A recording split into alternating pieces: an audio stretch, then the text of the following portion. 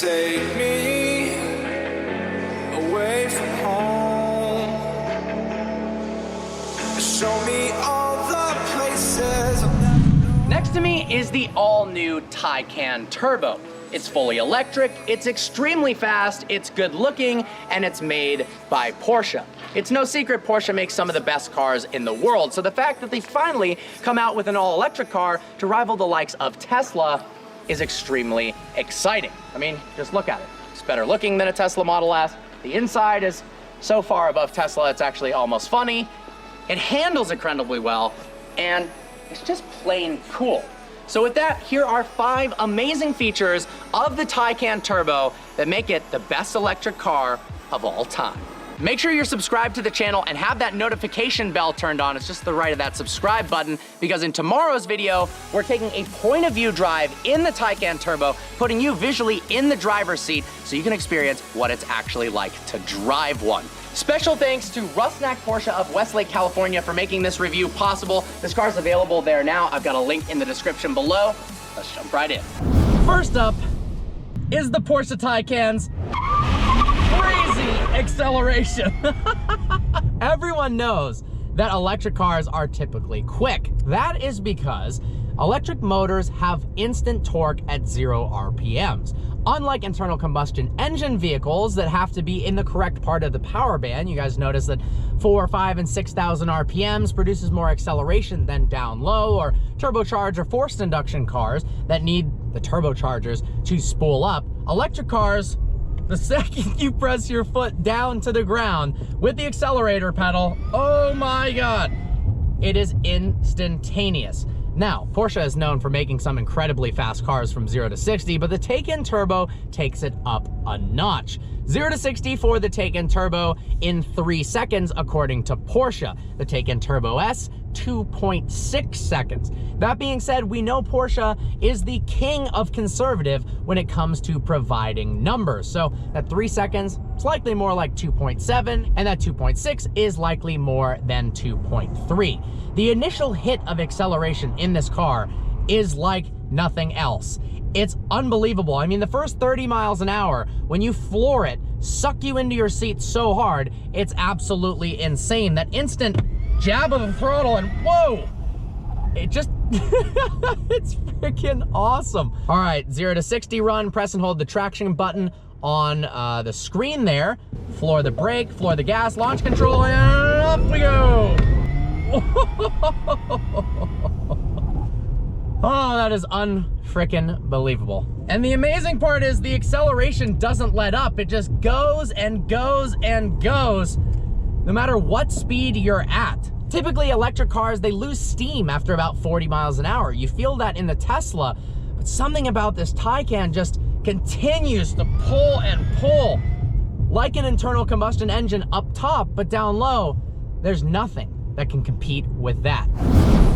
Next up is the Taycan's incredible powertrain. It's got a 93.4 kilowatt hour battery that runs at 800 volts instead of the standard 400, which is better, Porsche claims, for efficiency of charging as well as making it more lightweight. The way they configure the batteries are a little bit more lightweight, and we know that Porsche always cares about weight savings.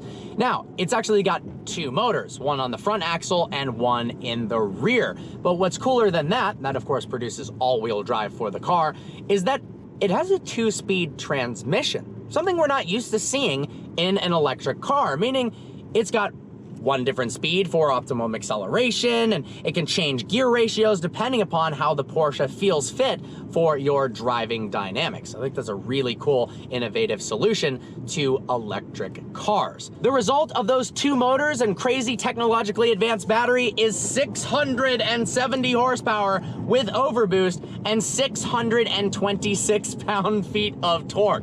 May I remind you, that's more power than a Ferrari 488. That's more power than a Lamborghini Huracan Evo. It's more power than a BMW M5. It's more power than an E63 AMG. It's more than a Panamera Turbo, and it's the same amount of power as the more expensive Panamera Turbo SE Hybrid. This car is an absolute monster. Now, if for some reason, whoa, 670 horsepower and instant torque at 0 RPM isn't good enough for you, well, there's the Taycan Turbo S, which makes 750 horsepower, and as I said before, does 0 to 60 in 2.6 seconds.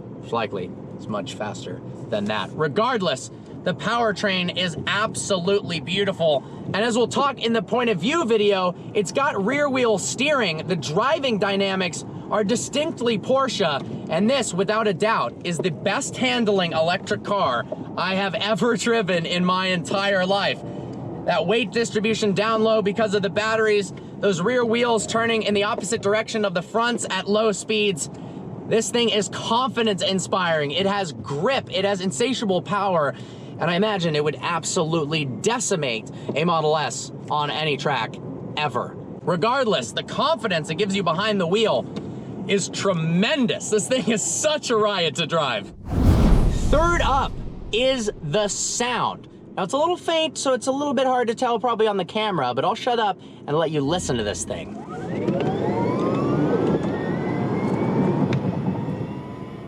It makes this futuristic, almost alien sound that is so dang cool. Now, electric cars are nearly silent, but Porsche wanted to make it a little bit more exciting by adding this really cool space age note that when you accelerate makes you feel like you're in a UFO. I mean, there's no car that makes this noise.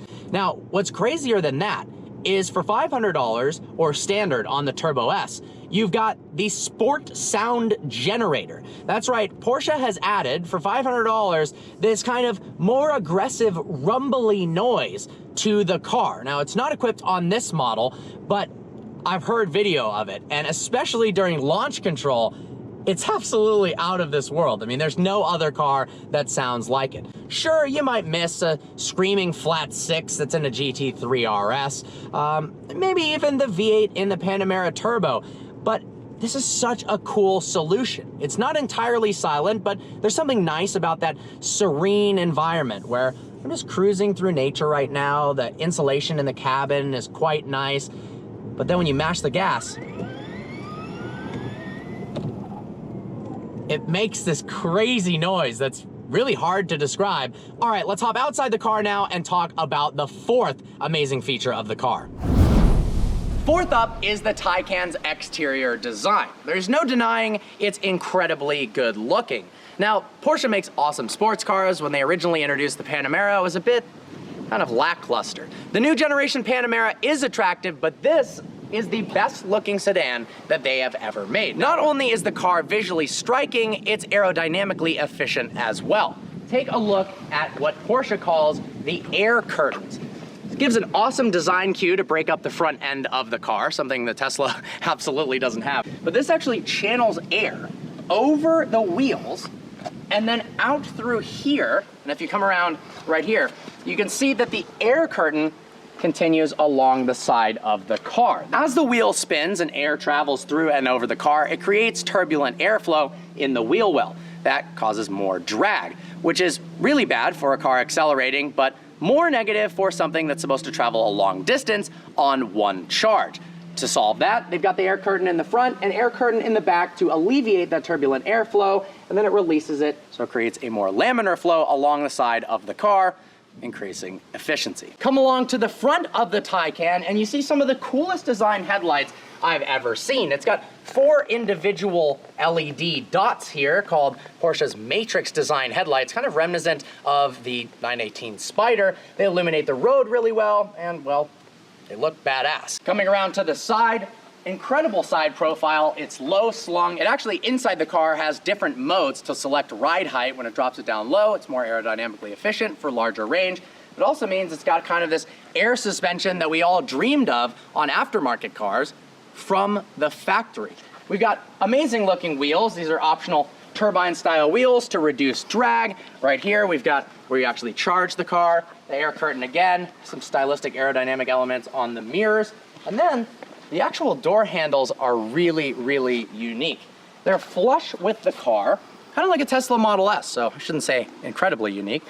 And then when you actually approach the car and unlock it, they pop outwards and allow you to grab them. Now, around back, things get really cool. I love the rear design. We've got all these fins that look kind of like cooling vanes on a trans or differential. Then up here we have this large wrap around one-piece LED tail light that looks really, really neat. You've got the Taycan Turbo insignia, a button here to open up the rear trunk of the car, and then what's really nice is this three-piece spoiler. Porsche is all about active aerodynamics, and the same remains true for the Taycan Turbo. It's got an active wing that actually has 3 different positions. Now, what was cool on the Panamera is it actually had a button where you could raise the wing manually. Can't find that on this car, but essentially at low speeds for minimal drag, don't need any extra downforce, it's all the way down. Then at 56 miles an hour, the wing pops up a little bit more. Then at 99 miles an hour, it's got a different setting, and then at 124 miles an hour, it's got a different setting yet again. Porsche, thinking of everything. Lastly, we have the Taycan Turbo's brake regeneration capabilities. Slamming on the brakes now. Not only do they slow the car down incredibly well, I mean, the stopping power of this is unbelievable, much better than any other electric car. You can also get carbon ceramic brakes, which come standard on the Turbo S, but more than that, they've got really cool brake regen technology. Now, this is nothing new, but Porsche has their own take on it that works extremely effectively.